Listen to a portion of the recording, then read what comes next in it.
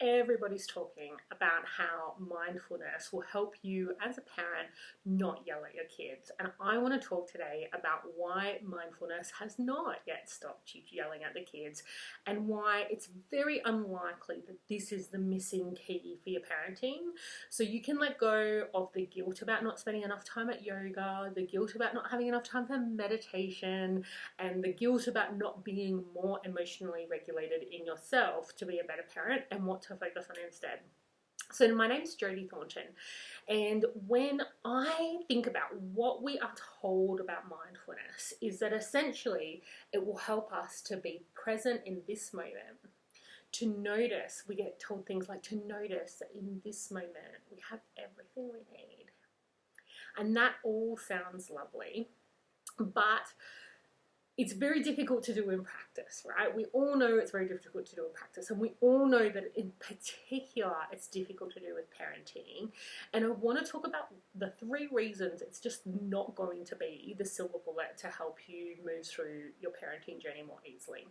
So the first thing we want to think about is that mindfulness, the intention is to bring us real clarity in this moment. And if we have real clarity in this moment, what's meant to happen is that we go, actually, everything's okay.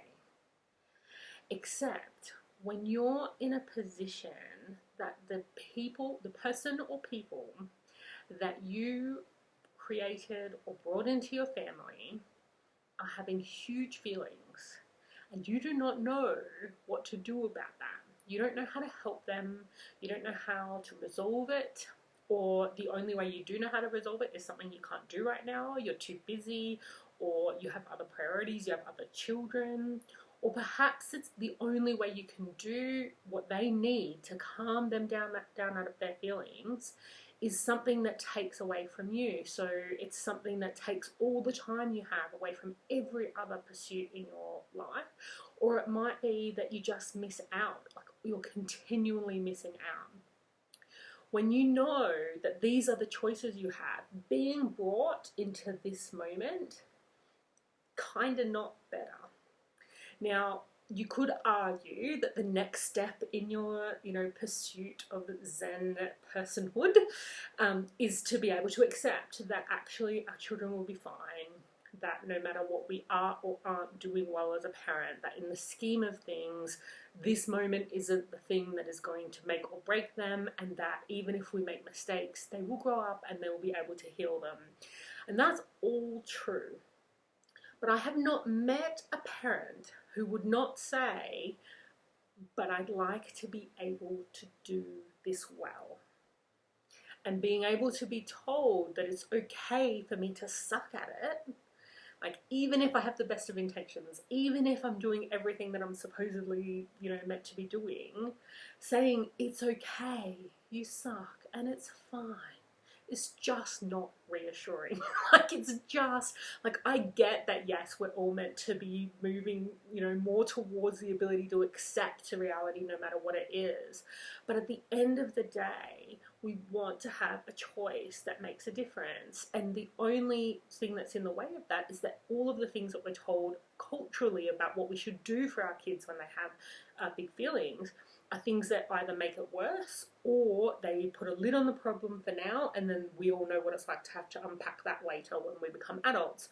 So that being the case, this mindfulness thing kind of doesn't help when all it does is makes it crystal clear that this is not working, but you should be okay about that, right? So this is not easy, and it's not going to be the thing that is reassuring. And you can see why, you wouldn't, there's a big leap between I can see that this is, in the scheme of things it's okay. It's a big leap between that and not actually losing it at them.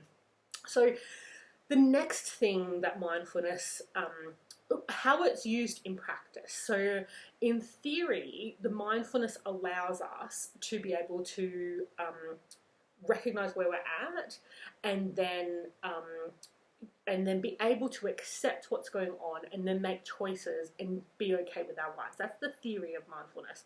In practice, what we do is we tell people to like go, and I'm grinning because I can't help it, because we keep saying to people, if you go to yoga, or if you make sure you meditate, or you make sure you do self-care, then you'll be more mindful. But when you listen to that, what they're saying is go to yoga, fill up your cup, go back to parenting, empty your cup. Go to yoga, fill up your cup, go back to parenting, empty your cup. And so basically, the theory is, sorry, in practice, what they mean is if you you basically create a longer and longer fuse. And so if you're practicing in a way that actually increases your mindfulness skills, they'll actually lengthen your fuse in a much more greater quantity. But even if you still keep your short fuse, if you keep going to yoga, if you keep meditating, you keep doing self-care, you keep prioritizing yourself, you give yourself another length of fuse, right? And then you're meant to know, how close am I to the end of my fuse? I need to prioritize self-care, and even if I don't have support, I'm meant to know how to make that happen. Like, this is the theory, right? This is what people say without saying it. But essentially, the fundamental belief there is that parenting is something that drains you, that parenting in a way that supports your children's emotional growth is something that drains you. And that is a crock. And I'll go into that in a second, but that is a crock. And so that's why this mindfulness thing is that if you just get yourself another length of fuse, so it requires you to have something that will actually work, because not everybody has a practice that will actually increase their fuse length, to make sure you're using it regularly enough. Or sometimes of year it's hard, and some practical circumstances make it difficult to be able to do that mindfulness practice when you need to be able to do it. And third, there's this idea that that your children they'll eat up your fuse. That's just, if you look at that, you can see why those three reasons are that this is just not going to mean that you are not going to keep losing it at your kids just because you're more mindful. And then the last thing I want to talk about is part of the reason why mindfulness kind of comes up as a parenting suggestion, is that one of the most common reasons we lose it at our kids is because we've been triggered from something from our own, usually childhood, if not more recent past. And what they say is that if we're just more mindful, then those triggers won't affect us. So you'll see people recommend that you ask yourself, is this something that's triggering me from my past, rather than something that's actually an issue with my child in front of me right now? And that's all well and good. Like, some people have more skills than others about being able to do that in the moment. But it comes back to this piece around, if you are able to see, this is a trigger from my childhood, but right now in this moment, that's not happening. The problem is that the reason our brain went looking for that trigger is because we didn't have a solution to the problem that's in front of us. So every time you bring yourself back to the present moment, this is not the trigger that happened when I was a kid, or this is not the trigger that happened when I was a young adult in a certain circumstance, whatever that might be, your brain still goes, yes, but it's a big problem. And it's a big problem because it's important to me, and I want to raise these children well. And so if I don't have a solution, I need to go, like, what is it? What's going on? Why don't I have a solution? And your brain will naturally go back to, well, this is just like that other time, because the last time I felt like this, or the most intense time I felt like this, is back at that trigger. And so when we're using mindfulness, we're basically saying, don't look back, don't look back, don't look back, right? Look here, look here, look here. But if you don't have solutions to what's going on in front of you, your mind is going to keep drawing you back. So the more mindfulness, you can see how in each of these three, like, yes, it's helpful, but basically what mindfulness gives us is the ability to respond rather than react. But if you don't know what your response is that will actually work for your children, it doesn't give you anything, right? Like, it literally is just not going to give you much. And for some people, mindfulness is what allows them to get through the day, and then once the kids go to bed, they can either spend time by themselves, they can drink, they can eat chocolate, they can, even talking to a friend can be helpful. Like, you can do all these things. Some are healthier than others, but you're gritting your way through the day, and then when the parenting is over, at least temporarily, you're able to recharge. But the vast majority of us don't need any of that. The vast majority of us, if we have strategies that will actually work in the moment of their big feelings, we will do those strategies, and all of this stuff about the mindfulness doesn't work. The most common strategy I give my clients for mindfulness is when we've talked about this is the strategy you're going to use that's different to what you used to do. If in that moment you feel yourself going to lose it and you remember, I'm going to try that new thing, but it's a bit difficult, wiggle your toes. And that just distracts your nervous system just long enough for you to stay on to your decision and respond rather than react or go into that old patterning. Now that is pretty much the only mindfulness I routinely get my clients to do. Like, yes, it can be helpful to do mindfulness, but the vast majority of us, the mindfulness is designed to be able to allow you to basically suffer through parenting with more grace. And I don't teach that. Like, I don't want you to be more comfortable with the fact that it sucks. I want you to feel with every passing day more and more confident that you know moment to moment what your children need and how to give it to them without sacrificing from yourself. And so what do we do instead? When our kids have big feelings and what we think we need to be doing is mindfulness, we need to be doing a couple of things. One is looking after our boundaries, and I know that that's not necessarily something that all of us want to hear, but when we look after our boundaries, this is the thing that changed my mind about boundaries, was listening to Janet Lansbury speak about them. So Janet Lansbury talks about how the moment to hold a limit with your child is not after you've given and given and given and you've got no more left to give. The moment to hold a limit with your child is when you still have your emotional resources. Now, probably not 100%, but when you've still got quite a lot of calm, you've still got quite a lot of emotional space left, so that when you do hold that limit, when you do implement a boundary, when you do say no to something you know they're not going to be happy with, you've got something left in the tank to deal with the fallout. All right, so and that's what got me over the line with actually even paying attention to boundaries, and it has really changed how I parent based on that, managing my boundaries.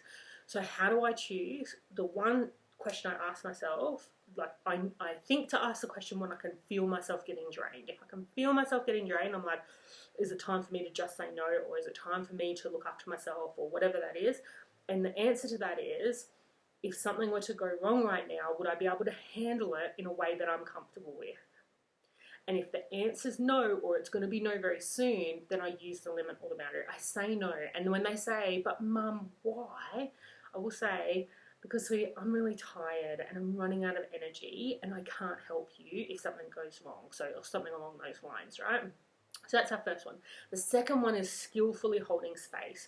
Now, this video is going to get quite long, so I'm not going to go through how to skillfully hold space in this video, but it's something that I run a routine webinar on, and I'll pop the link in the description of this video for the next one.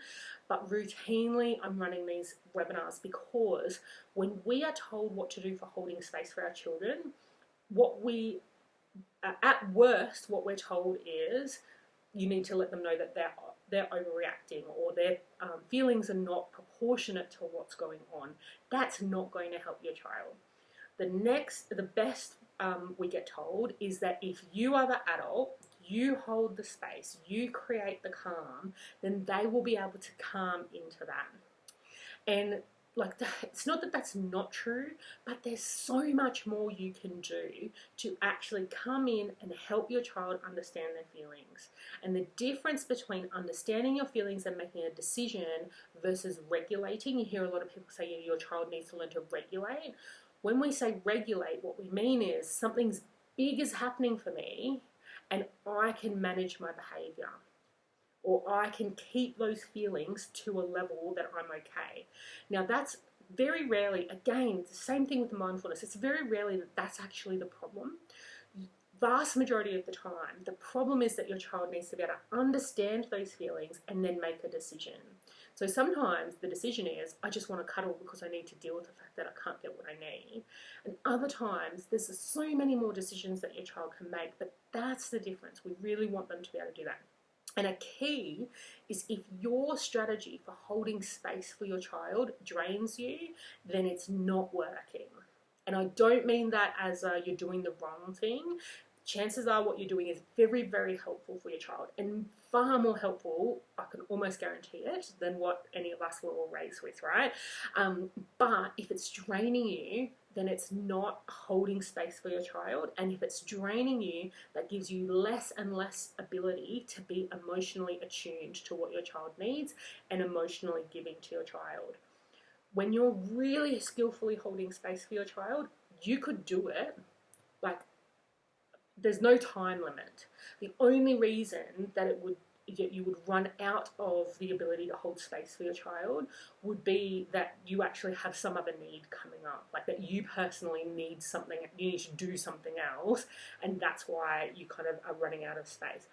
But I want to caveat that with, that doesn't mean you need to hold space with them for a long time. And that's, I guess, the other part of this is that if you're, the way you hold space for your child, if it works, it will mean that your child has fewer big feelings, like they happen less often. When they happen, you know how to help them basically understand, move through the feelings more quickly. And that you start to see them really unpacking their feelings on their own when you're not involved. That's one of the keys, I think, is that if we have a situation where our child can only handle their big feelings with us or even with another person, it doesn't mean to say that they'll be able to do the whole thing by themselves, but you'll start to see them actually like get upset at a sibling and then suggest an alternative rather than continue to escalate. Won't happen every time, but you'll start to see that kind of emotional awareness and that kind of action taking outside of the times that you're helping. So I hope that's been really helpful. So I'm not saying that mindfulness is not useful. I'm just saying that for the vast majority of people I meet, mindfulness is not the reason why you're yelling at your kids or losing it at them. That it's actually the boundaries and your ability to hold space for your child in a way that's building their emotional awareness. So if you'd like to work on those things, you can always email me, jodie@jodiethornton.com, and we can organise a time to have a chat and just see where are you at, what is your next step. Like maybe it is mindfulness. Unlikely, but it could be, right? So if you'd like to have a conversation to look at what are your next steps, what are your things to focus on, and we can just work through that and put a plan together, and you can decide whether this is something that you'd like to do with me or whether this is something that you can do on your own. So pop me an email if you're interested, and please do ask any questions. I understand this is a bit of a controversial topic because most people will say you need to be, focusing on your self-care and your mindfulness in order to not lose it, but it's just not my experience that that's the issue. So in the vast majority of cases. So I hope this has been helpful, and thank you for watching.